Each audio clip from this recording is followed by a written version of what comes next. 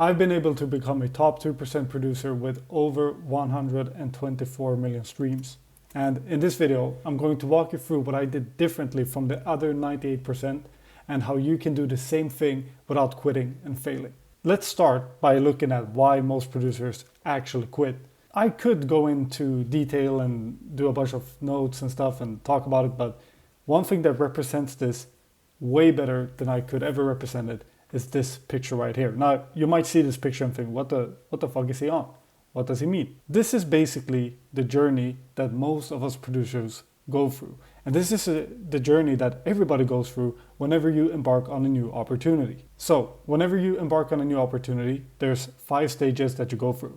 We have informed, uninformed optimism. We have informed pessimism. Then we have the valley of despair. Then we have informed optimism. And lastly, we have success and fulfillment. So I'm going to show you how this relates to producing music. First of all, we have uninformed optimism. This is the part where you start doing something new. You think that you can do anything and you can do it very well. And that is uninformed optimism. And usually, whenever you start a new opportunity, you start with uninformed optimism. So what that looks like is, for example, you watch a couple of videos of a guy telling you how great and easy type beat channels are. They walk you through everything. They're like, oh, pick this niche, pick these keywords, do these little hashtags, do these retention hacks to your beats, and you're good. And you're like, oh, shit, is that all I need to do? If I just do these things, I will see success. That's uninformed optimism. Then you start doing that. You start doing the things. You start applying the tutorials. You're thinking, hell yeah, give me 3 months. I'll be making 10K within 3 months. It's going to be easy. No problem at all. And that's when you reached informed pessimism. So informed pessimism is you start doing these things. You start doing these activities. But then, all of a sudden, you're not getting the result that you hoped for. In the YouTube example, for example, you start posting your videos, you start doing all of those things, and then you realize pretty quickly that, okay, I'm only getting 1 view per video. I'm only getting 24 views per video. And you're like, wow, okay, this was way harder than I actually expected it to be. But you're like, all right, it's fine. I'm in the beginning. I'm gonna keep going. I'm gonna keep doing this. So you keep going and you keep posting videos, you keep following the advice and you keep going. And then a month has passed. Then 2 months have passed. Then 3 months have passed. And you're not seeing any type of major results for the work that you're doing. And that is when you enter the valley of despair. And I went through this same journey myself. So from a different perspective, when I started, I didn't do YouTube, but I networked with artists and I did songs and I released them on Spotify. When I started with uninformed optimism. I started working with my friends. And in my mind, it was like, well, my friends are awesome. My beats are awesome. We're going to crush this. Give us 2 months. We're going to be the biggest in Sweden. We started posting, started getting the songs out. Then, pretty quickly, I realized like, okay, each song is getting like 2 streams, maximum 1,000. That's when I reached informed pessimism. But I was like, okay, fine. That's how it is. Let's keep going. So I kept going and I kept going. And I went harder and harder. I spent all of my time in the studio working while working on 9 to 5. But I literally saw no results. And that's when I hit the valley of despair. And the valley of despair is when you feel like you've tried everything and you're working so hard and you're wondering, why is this not working out? And you start to question every single decision that you ever made up until this point. That is the valley of despair. What happens here is that you spend all of your time working. You're doing the right things. You're doing what they've told you on the internet. You're doing what you think you should be doing, but you're not seeing any results for the things that you're doing. And this is where most producers then quit. Because here's like, oh, this isn't working. whatever I'm doing is not working. And there's a business YouTuber, he talks about this as well, but he talks about it in a business perspective. But basically right here is where most producers say, oh, this is not working, let me try this other thing. And for some people, they actually quit music here. A lot of people quit music, or they try a different route, a different approach. So for example, they start here, I don't know, they start working with artists. They get here, they're like, okay, I'm gonna keep going. Then they get here, they're only working with small artists, they're not being serious, they're not paying them, whatever. And right here, they're like, oh, I'm gonna try sync licensing. Sync licensing looks so much easier, so much better. So they go back here. Then they start sync licensing. Then they notice it's way harder to get their stuff placed than they thought. Then they end up back here. And then they're like, oh, let me try YouTube. And it just goes around like this. And you just keep going in these circles. What then ends up happening is that when you keep going like this, and you always quit in the valley of despair, you never reach informed optimism. And to be able to get to success in fulfillment, you need to reach informed optimism. So what exactly is that? Well, before we get into that and how to actually work through these things, if you want a copy of this Google Doc and to learn more about making music full-time, then I'm actually sharing this for free inside of my free community. So I'm gonna just show you the community real quick. So here's the community. Everybody's learning, working. Just a great vibe overall. We got the calendar, and we're doing one feedback call a week, one live call where you can get your feedback on your beats, your networking, whatever it is that you're doing. The link is in the description. You can click that to join in right now. Now, let's get into how to actually work through this. So how do we go from valley of despair to informed optimism to success and fulfillment?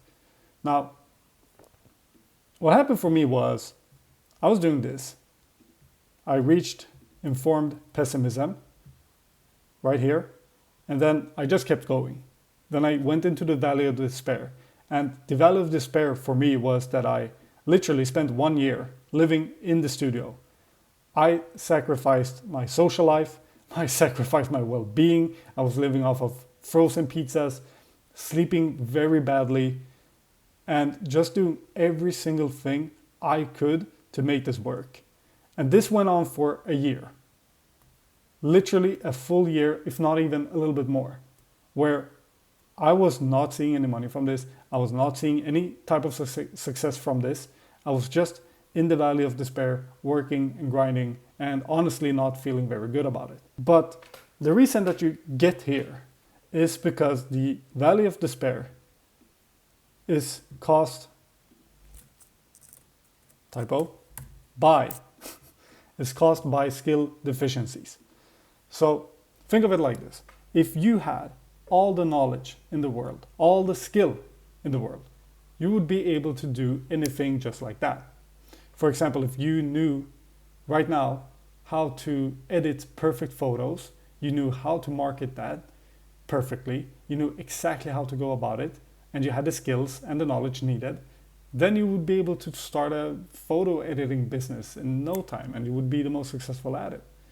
The only problem is that nobody has that, especially not when you're starting out. Like, some people have more natural skills. They have more skills that they carry with them, and that's going to be different for everybody.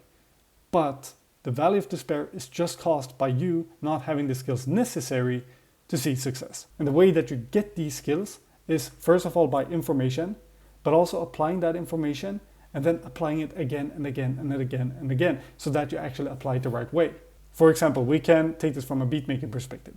You can watch a tutorial on how to make beats, but just because you have the information, it doesn't mean that you're automatically going to be able to make great beats, right? But then you need to practice. You need to practice, and you need to do relentless amount of practicing until you actually develop the skill of making beats, not just having the information in your head. It's the same thing with everything, except when it comes to building a music career, there's a lot of skills that you need to build.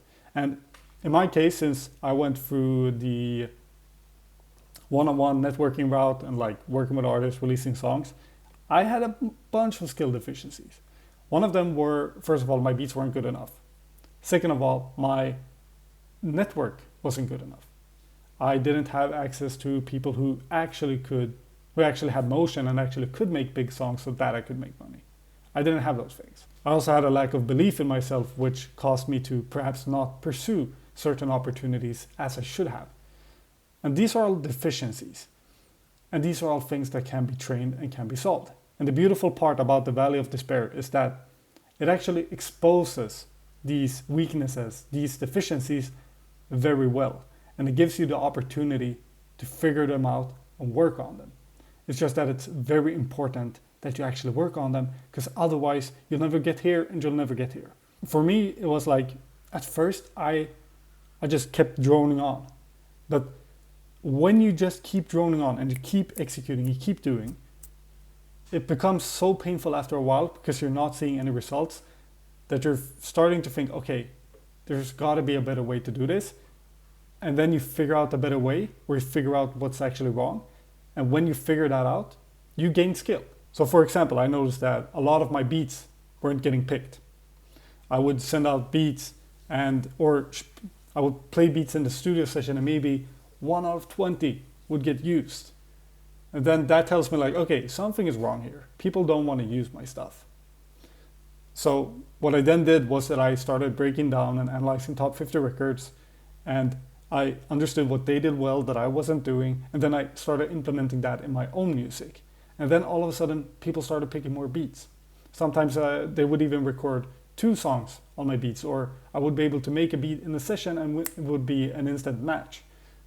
So that was a way of fixing that skill deficiency and bridging that gap of me not having the skills necessary or required to actually succeed.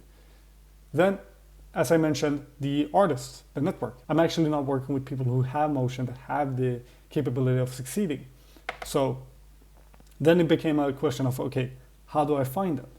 How do I get to them? And then that caused me to change my networking approach to start working with people who are connected to bigger artists and stuff like that. That is also bridging a gap and fixing a skill deficiency. By doing these things, I started getting more results. And then when I got more results, my self-belief went up and I started pursuing opportunities that I otherwise wouldn't have pursued. If you recognize this and you're like, oh shit, I'm in the Valley of Despair right now, that's cool. Actually be happy about it, because that means that you're just one step away from informed optimism, which is just one step away from success and fulfillment.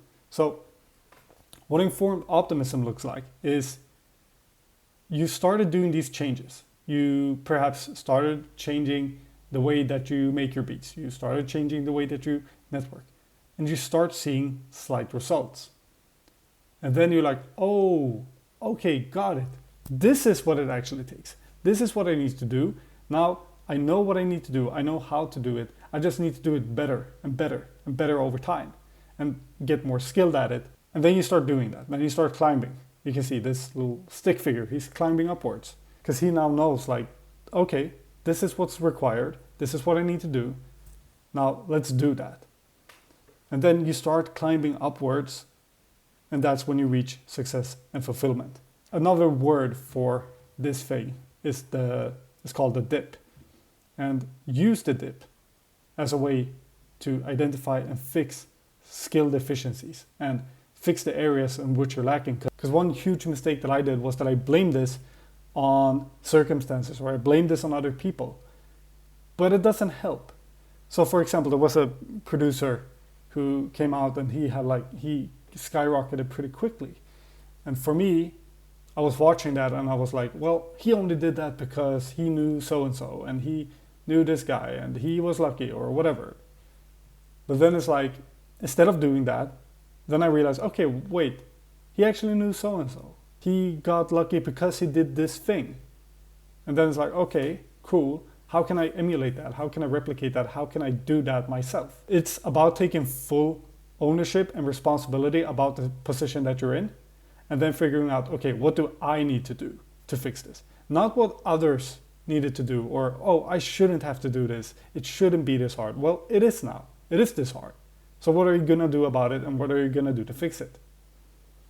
And that is how you work through the Valley of Despair so that you can get to informed optimism. Now, after I fixed my skill deficiencies, I saw quote unquote overnight success. And it literally was. There was one song that was released with a good beat, with a good artist, and it charted on the Spotify charts. Here's a very grainy screenshot of that record, but it was quote unquote overnight. Then in total, from there, made over 9 top 50 records and gotten over 120 million streams. And I'm in the top percent of producers. I've been going from 1 and 2 a lot, but let's say 2. In the top percent of producers. The lessons learned here is that everybody goes through the dip, but only a few push through it. And this is really what separates the winners from everybody else. And it's very few people that are willing to push through this because it doesn't make sense, right? It's like, okay, I'm seeing 0 results, but you're telling me that I should keep going and keep doing the thing that isn't working.